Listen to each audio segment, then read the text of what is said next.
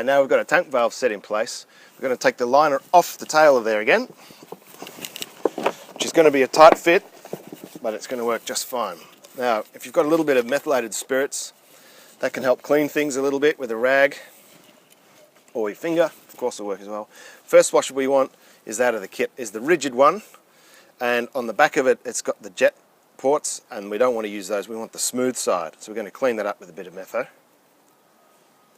This one's going to go in between the timber and the liner.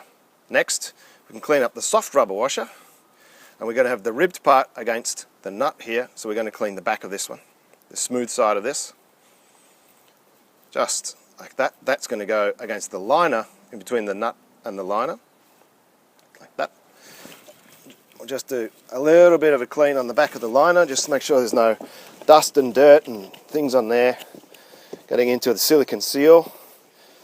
This is where you want to take your time, make sure everything's just right, so you only ever have to do it once. Now, we want our silicone here, and you want roof and silicone, and with a fast curing time, so 5 minutes max is ideal. And a nice steady hand, and we're shooting for a nice little silicone donut. And it should be something like this.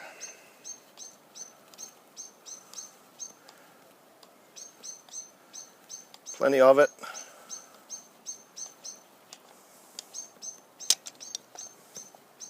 Right. So this is our rigid washer, remember, going against the timber, and then the silicone against the liner. That one's going to snug in here like this. And then we're going to put our liner back in place over the tail of that. Beautiful. Push it up against it. Get it to stick a little bit in place. You want to make sure you don't get any creases in this part, so you push them out of the way so it's nice and flat for the washers to seal against.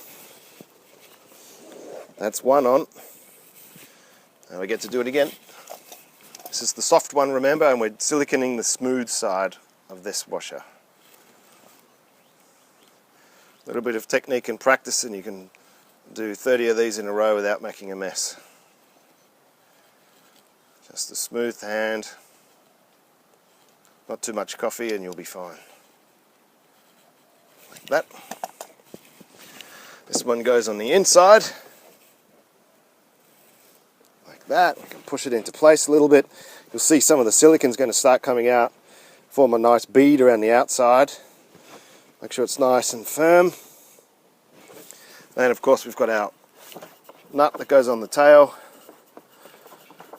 ensuring there's no creases in there, that the liner's got plenty of give. We're going to screw that up. Now you don't need to do this too tight. Hand tight is fine, depending on how strong your grip strength is. But if you're using a pair of multi-grips, don't go too hard on them because the nut can skip the threads and start to cause a leak. Now we've got plenty of silicone around the outside there. That's hand tight. About there. Perfect. And in about 5 minutes, that'll be watertight. One last step we're going to do while we're here is we take our extra piece of Aggie. This is a short one. This is going to stop the screenings flowing out when you tip your overflow over and let things run out. Grab your third gold screw and your drill. And once again, a steady hand, because now you've got two sharp things inside your liner. You want to be very careful. Right here. I'm just going to screw that in.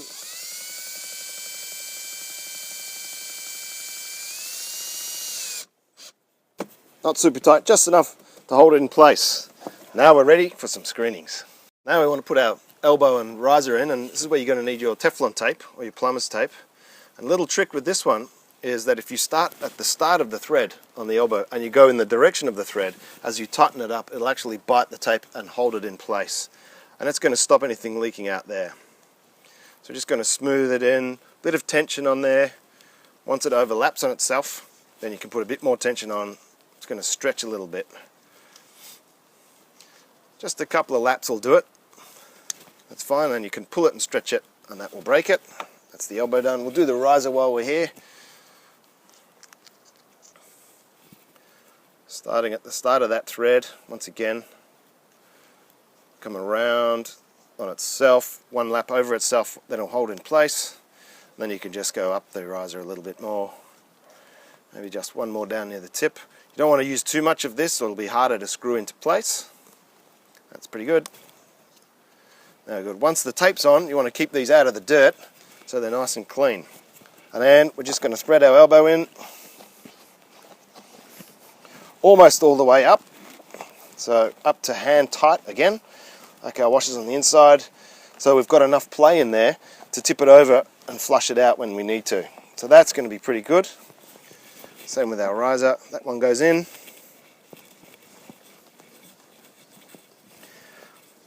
As you can probably see, this riser is going to be too tall for what we need, but we'll cover that later on when we come back and trim the top.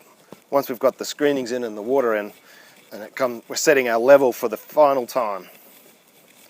Up nice and tight. And now we've got our signature overflow when you need to empty it, or straighten it up, fill the reservoir back up again. While we're here, we're going to staple up the liner. Get that out of the way. Remembering our folds. Want to be nice and high. Being wary of not moving around the silicone too much. It should be fine, but you just want to be careful.